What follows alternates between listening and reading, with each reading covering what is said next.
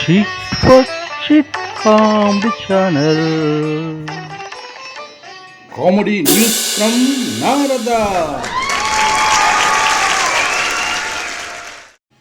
సినీ ప్రియులకు స్వాగతం. డబ్బుకు లోకం దాసోహం ఈ సినిమా విడుదలై 50 ఏళ్లు పూర్తి చేసుకుంది. 1977లో 6వ ఎలక్షన్స్ జరిగాయి.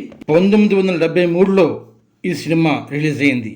కామెడీగా ఎన్టీఆర్ వీరాభిమాని ఓ బెగ్గర్ని ఇంటర్వ్యూ చేయడం జరుగుతుంది. బాబు నమస్కారం. ఏటండి మా ముందెట్టారు మైకు? నువ్వు ఎన్టీఆర్ వీరాభిమాని అంట? ఆయ్, ఎన్టీఆర్ పచ్చబొట్టు కూడా నా గుండె మీద ఉండేదండి. ముసలోడిని అయిపోయాను కదండి, ముడతలోడు అయిపోయినాయి.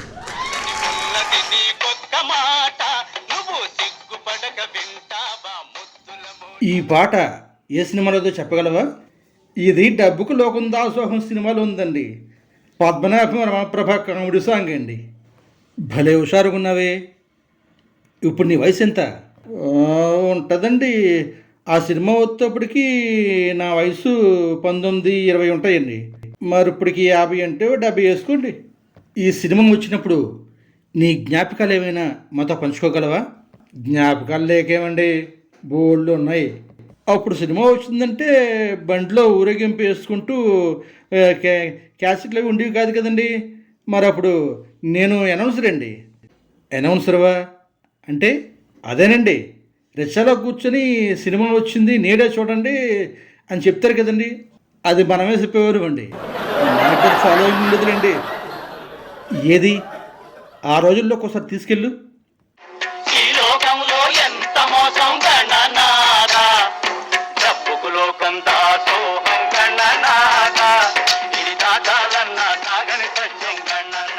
నటరత్న ఎన్టీ రామారావు నటించిన అద్భుతమైన చిత్రం డబ్బుకు లోకం దాసోహం మీ అభిమాని థియేటర్లో నేడే చూడండి. ధనబలంతో ప్రజలను మోసగించే నాయకుల బండారం బయటపెట్టిన ఆదర్శ యువకుని కథ డబ్బుకు లోకం దాసోహం. మన ప్రియతమ ఎన్టీ రామారావు, జమున జోడీగా నటించిన సినిమా.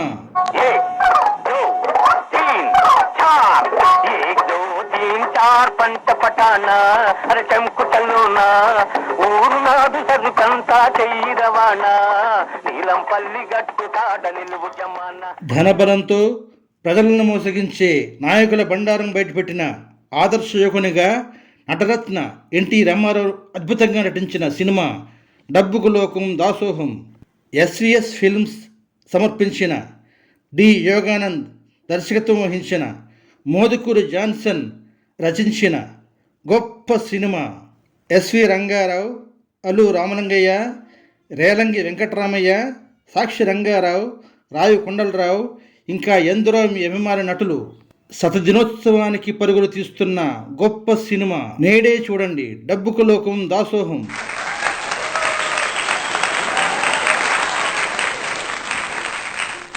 నిజంగానే ఆ రోజుల్లోకి తీసుకెళ్ళావు.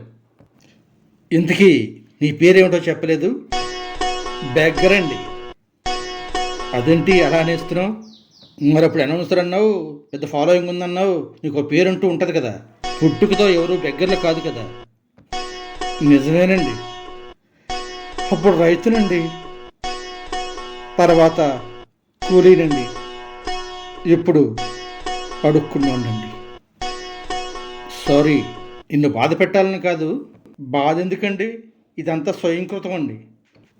స్వయంకృతమా అంటే ఏం చేసావు? ఒకటేటండి, చాలా చేసావు. నేను ఎన్టీఓడికి ఈరాభిమాని అండి.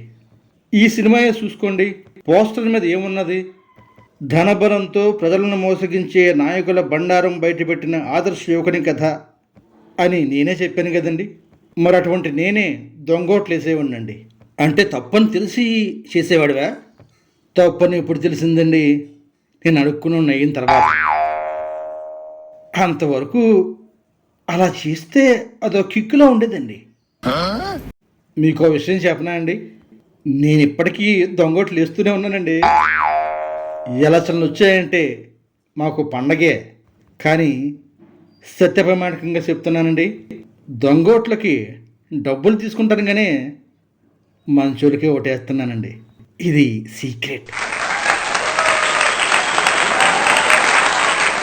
కొసమెరుపు ఏంటంటే ఆ దళారి అక్కడ ఎప్పటి నుంచో ఉన్నాడు, ఇదంతా విన్నాడు, కంగు తిన్నాడు.